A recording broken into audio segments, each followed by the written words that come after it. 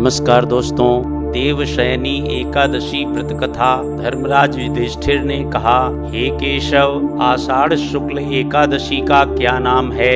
इस व्रत के करने की विधि क्या है और किस देवता का पूजन किया जाता है? श्री कृष्ण कहने लगे कि हे युधिष्ठिर, जिस कथा को ब्रह्मा जी ने नारद जी से कहा था वही मैं तुमसे कहता हूँ। एक बार देवर्षि नारद ने ब्रह्मा जी से इस एकादशी के विषय में जानने की उत्सुकता प्रकट की। तब ब्रह्मा जी ने उन्हें बताया, सतयुग में मांधाता नाम का एक चक्रवर्ती सम्राट राज्य करते थे। उनके राज्य में प्रजा बहुत सुखी थी, किंतु भविष्य में क्या हो जाए यह कोई नहीं जानता। अतः वे भी इस बात से अनभिज्ञ थे कि उनके राज्य में शीघ्र ही भयंकर अकाल पड़ने वाला है। उनके राज्य में पूरे 3 वर्ष तक वर्षा न होने के कारण भयंकर अकाल पड़ा। इस अकाल से चारों ओर त्राहि त्राहि मच गई। धर्म पक्ष के यज्ञ, हवन, पिंडदान, कथा, व्रत आदि में कमी हो गई।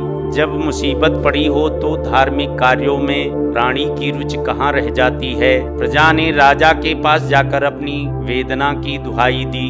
राजा तो इस स्थिति को लेकर पहले से ही दुखी थे। वे सोचने लगे कि आखिर मैंने ऐसा कौन सा पाप कर्म किया है जिसका दंड मुझे इस रूप में मिल रहा है। फिर इस कष्ट से मुक्ति पाने का कोई साधन करने के उद्देश्य से राजा सेना को लेकर जंगल की ओर चल दिए। वहां विचरण करते करते एक दिन वे ब्रह्मा जी के पुत्र अंगिरा ऋषि के आश्रम में पहुँचे और उन्हें साष्टांग प्रणाम किया।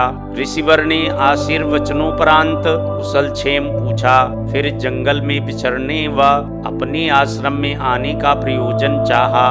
तब राजा ने हाथ जोड़कर कहा, महात्मन, सभी प्रकार के धर्म का पालन करता हुआ भी मैं अपने राज्य में दुर्भिक्ष का दृश्य देख रहा हूँ। आखिर किस कारण से ऐसा हो रहा है? कृपया इसका समाधान करें। यह सुनकर महर्षि अंगिरा ने कहा, हे राजन, सब युगों से उत्तम यह सतयुग है। इसमें छोटे से पाप का भी बड़ा भयंकर दंड मिलता है। इसमें धर्म अपने चारों चरणों में व्याप्त रहता है। ब्राह्मण के अतिरिक्त किसी अन्य जाति को तप करने का अधिकार नहीं है, जबकि आपके राज्य में एक शूद्र तपस्या कर रहा है।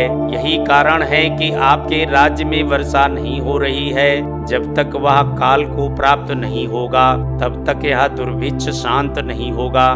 दुर्भिक्ष की शांति उसके मरने से ही संभव है। किंतु राजा का हृदय एक निरपराध शूद्र तपस्वी का समन करने को तैयार नहीं हुआ। उन्होंने कहा, हे देव, मैं उस निरपराध को मार दूं, यह बात मेरा मन स्वीकार नहीं कर रहा है। कृपा करके आप कोई और उपाय बताएं। महर्षि अंगिरा ने बताया, आषाढ़ मास के शुक्ल पक्ष की एकादशी का व्रत करें। इस व्रत के प्रभाव से अवश्य ही वर्षा होगी। राजा अपने राज्य की राजधानी लौट आए और चारों वर्णों सहित पद्मा एकादशी का विधि पूर्वक व्रत किया। इस व्रत के प्रभाव से उनके राज्य में मूसलाधार वर्षा हुई और पूरा राज्य धन धान्य से परिपूर्ण हो गया।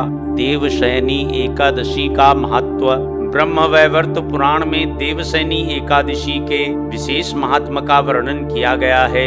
इस व्रत से प्राणी की समस्त मनोकामनाएं पूर्ण होती हैं। यह एकादशी आषाढ़ मास के कृष्ण पक्ष की एकादशी, जिसे योगिनी कहते हैं, के बाद आती है। आषाढ़ मास के शुक्ल पक्ष की एकादशी को ही देवशयनी एकादशी कहा जाता है। इसी एकादशी से चातुर्मास का आरंभ माना जाता है।